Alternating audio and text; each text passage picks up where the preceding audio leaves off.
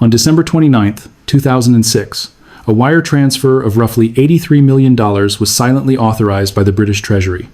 It was sent across the Atlantic to the United States Federal Reserve. There was no press conference. There was no celebration. Yet, this transaction marked the end of the most ruthless financial operation in modern history.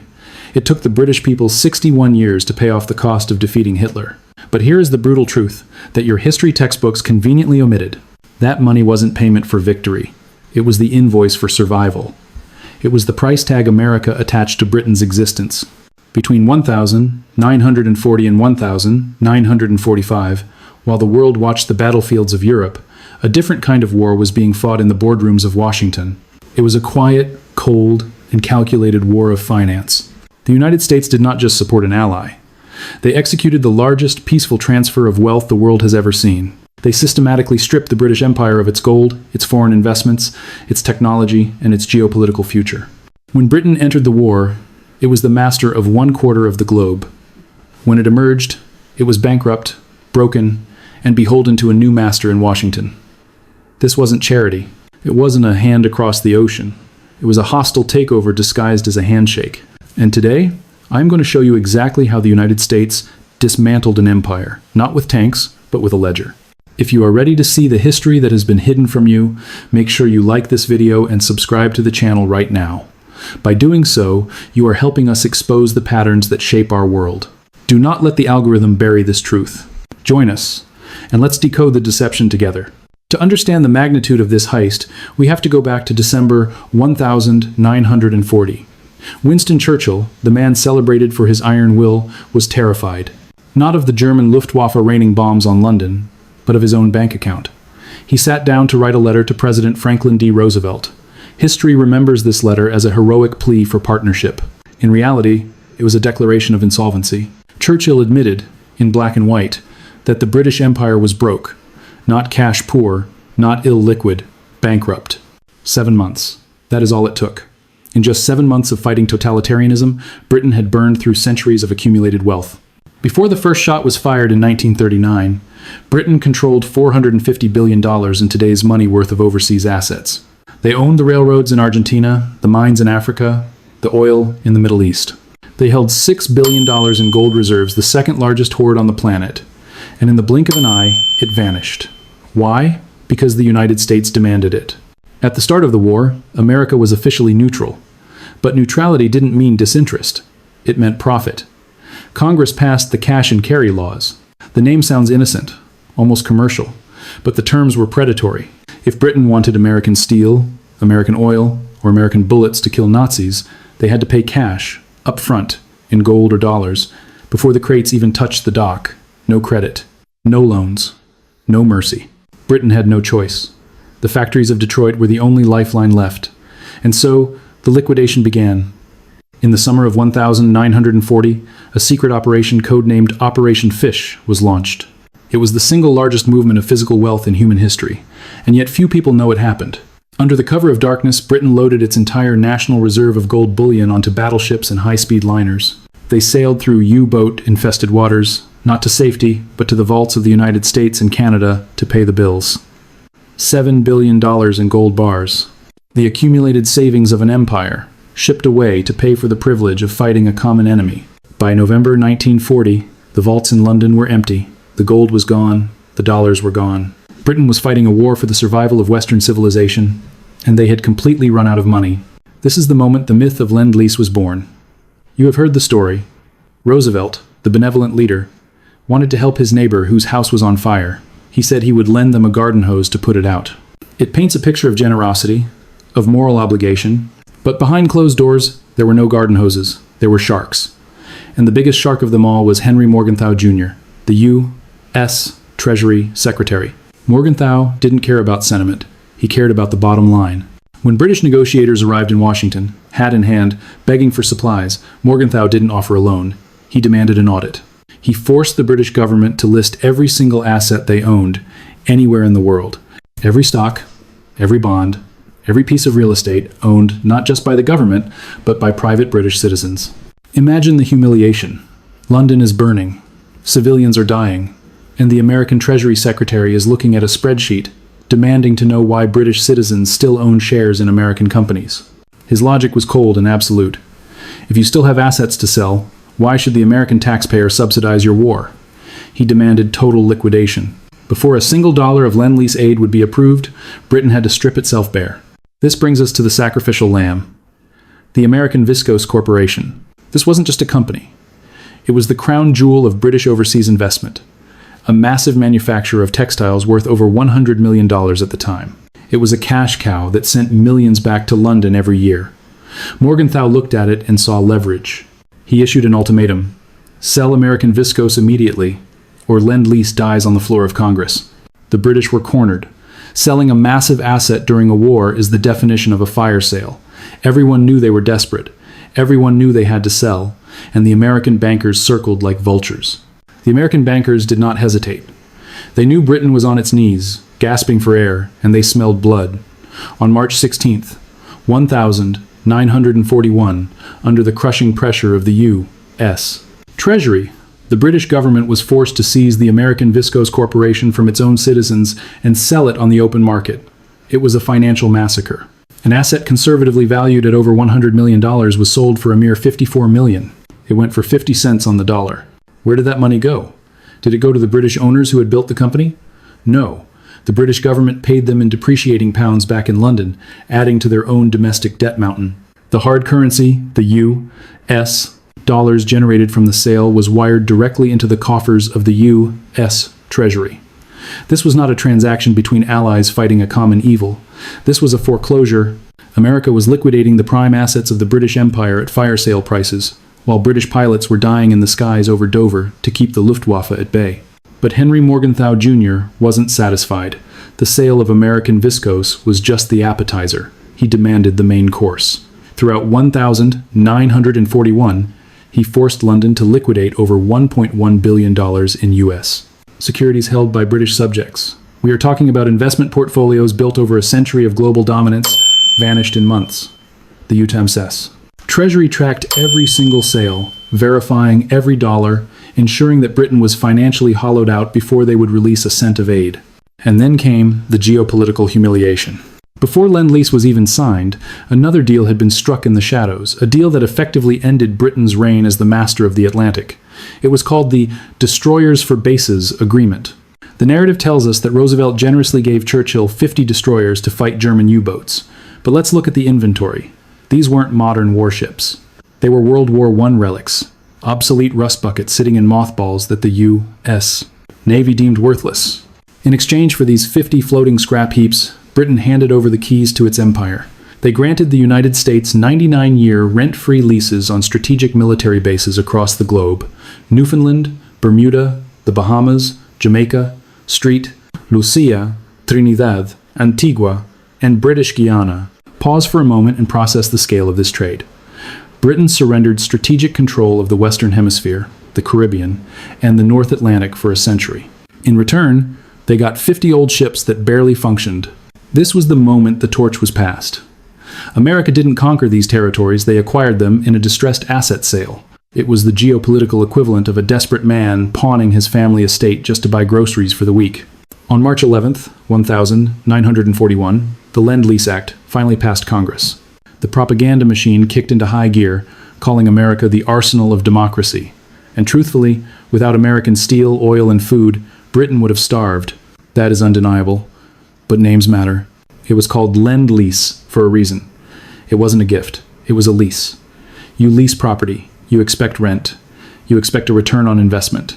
Buried deep within the legal text of the Lend-Lease Agreement was a poison pill designed to kill the British Empire as an economic unit. It was called Article 7. This clause required that, in return for aid, Britain must commit to eliminating discriminatory treatment in international commerce after the war. To the untrained eye, this looks like a commitment to free trade. Who could argue with that? But in the language of 1942 diplomacy, discriminatory treatment was code for Imperial Preference. This was the system of tariffs that bound the British Empire together. It ensured that British goods were cheaper in Canada, Australia, and India than American goods. It was the economic wall that protected British industries from the juggernaut of American manufacturing. Article 7 was a demolition order for that wall. The U.S. Treasury, knew that American factories were more efficient, their technology superior. If they could force Britain to tear down its trade barriers, American companies would flood the markets of the empire, displacing British goods and capturing their customers forever. The British negotiators were not fools. They saw the trap. They knew they were signing a death warrant for their commercial future, but they looked at the map. They saw the swastika flying over Paris. They saw the U-boats strangling their supply lines. They had no leverage. They signed.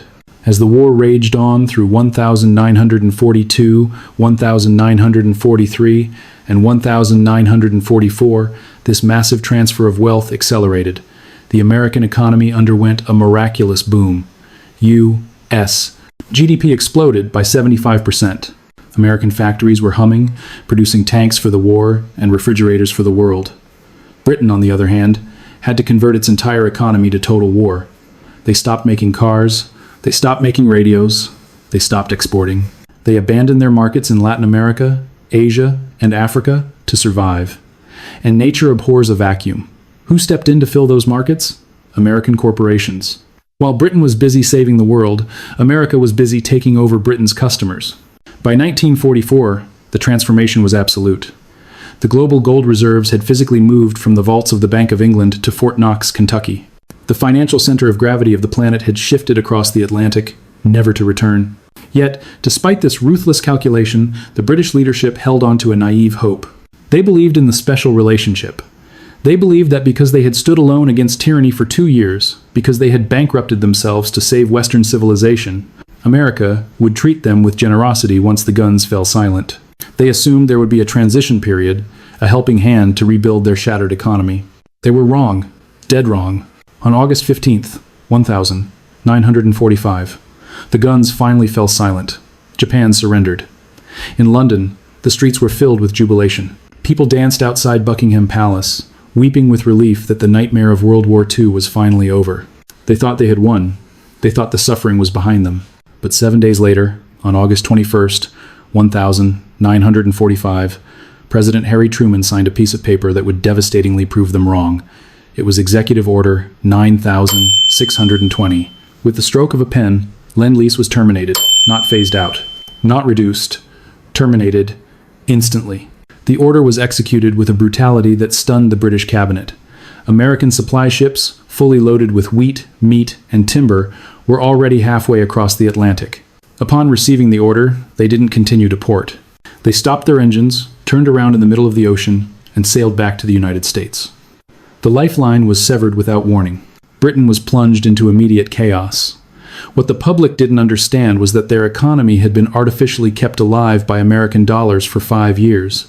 They were importing half their food and raw materials on credit. Without Lend-Lease, John Maynard Keynes, the greatest economist of his era, calculated that Britain faced a financial Dunkirk. The nation was weeks away from starvation. They had no industry to export, no cash to buy food, and now, no ally to lean on. Desperate, London played its last card.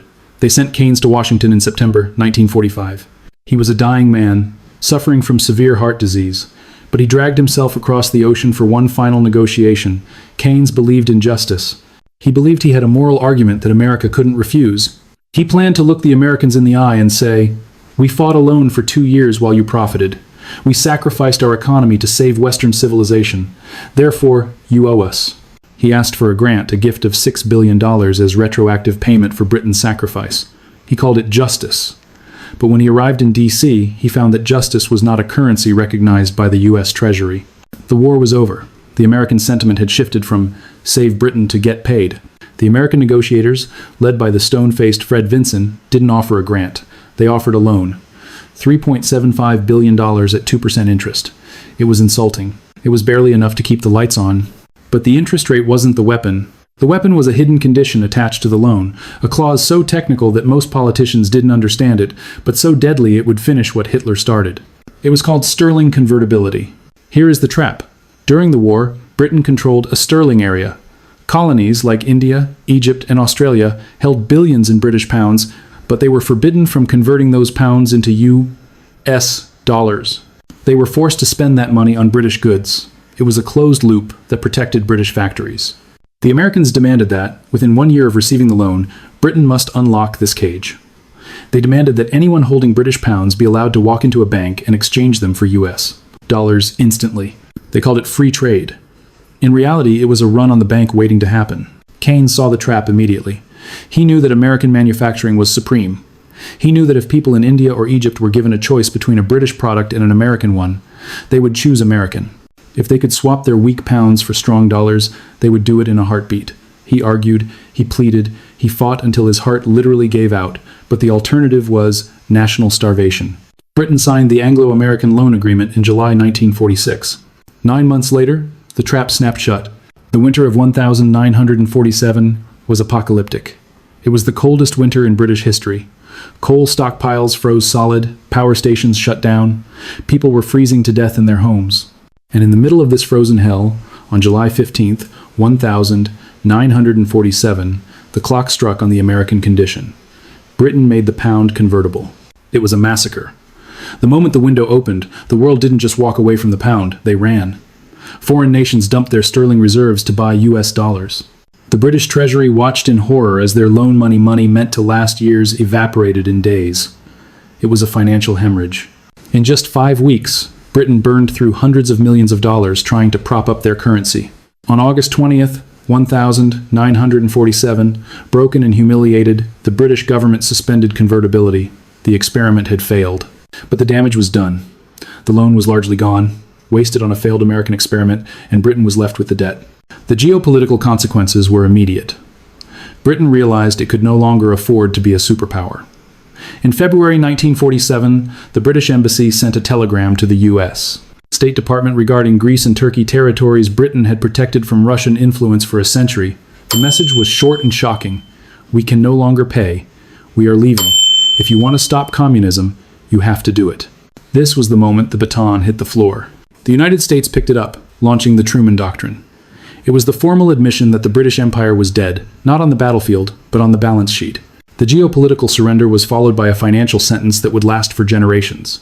The Anglo-American loan of 1946 wasn't forgiven. It wasn't written off as the cost of shared sacrifice. It was a commercial debt, strictly enforced with interest.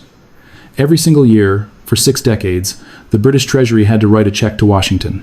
Through the rationing of the 1,950 seconds, the economic stagnation of the 70 seconds, the privatization era of Margaret Thatcher, and into the modern age of Tony Blair, the payments never stopped. The final installment was wire transferred on December 29, 2006. Think about that. British citizens who weren't even born when the bombs fell on London spent their entire working lives paying America for the weapons their grandfathers used to fight Nazis. So, cui bono? Who benefits? If the British Empire lost everything, who exactly picked up the pieces? Follow the money, and the names become clear. First, Henry Morgenthau Jr., the architect of the liquidation, faced no consequences for stripping an ally during its darkest hour. He retired wealthy, his legacy secured as the man who balanced the books of war. Then, look at the banks. The American investment firms, J.P. Morgan, Goldman Sachs, that facilitated the forced fire sales of British assets like the American Viscose Corporation, they made millions in fees. They feasted on the desperation of a nation under siege. And consider the American corporations. The buyers who snapped up British technology, patents, and market share for pennies on the dollar saw their valuations double overnight. But the biggest winner was the Leviathan itself, the United States military-industrial complex. Companies like Ford, GM, and Boeing were paid by the US government to build the tanks and planes sent to Britain. They made billions in guaranteed profits, paid for by American taxpayers, while Britain bankrupted itself to lease the final product. By 1945, the transformation was total. The United States held 2/3 of the world's entire gold supply. The U.S. dollar had officially replaced the pound sterling as the planet's reserve currency. American military bases ringed the globe, occupying the strategic outposts that Britain had been forced to pawn. This creates a new understanding of history. We are taught that America became a superpower because of its freedom and innovation. The dark reality is that America achieved global dominance not just through industry, but through predatory finance. The British Empire wasn't conquered by enemies. It was bought by a friend. It was a hostile takeover, executed in a distressed asset sale managed by the US Treasury. And here is the terrifying part. This wasn't a one-time event. This is the pattern. Look at the world since 1945. The same playbook used on Britain has been refined and repeated on every major American ally. Germany was rebuilt with the Marshall Plan, but the condition was opening its markets to American goods and hosting permanent U.S. military bases. Today, Germany is an economic powerhouse, but geopolitically, it remains a dependency. Look at Japan. Rebuilt with American aid, but forced to rewrite its constitution and host U.S. troops indefinitely. Today, Japan holds over $1 trillion in U.S. Treasury bonds, effectively funding America's debt while remaining a military protectorate. Look at South Korea. Wealthy, yes, but strategically autonomous, no. The pattern is undeniable. Crisis creates dependency. Dependency requires concessions, and concessions transfer wealth and sovereignty to Washington. Britain in 1940 was the test case. It proved that you don't need to invade a country to control it. You just need to control its debt, its currency, and its supply lines during a crisis. Winston Churchill wrote to Roosevelt in 1940 believing he was saving the empire. In reality, he signed the deed of sale. He traded the empire for survival. Perhaps he had no choice. But the cost was the future. Britain won the war, but lost its soul as a great power. Understanding this history is not about anti-Americanism. It is about waking up to how the world actually works. Empires are no longer built by planting flags. They are built by the IMF, by the World Bank, by the petrodollar, and by the relentless weaponization of debt. If this video opened your eyes to the hidden history of World War II, you need to subscribe to this channel right now. Because the financial system that stripped Britain bare in 1941 is the exact same system that is wobbling today. The debt traps are set. The currency wars have begun. And this time, the target isn't an empire across the ocean. It might be your own savings. Don't be like the British public in 1945, thinking the victory parade means you are safe. The real war is financial, and it never ended. Hit that notification bell. We are just getting started decoding the pattern.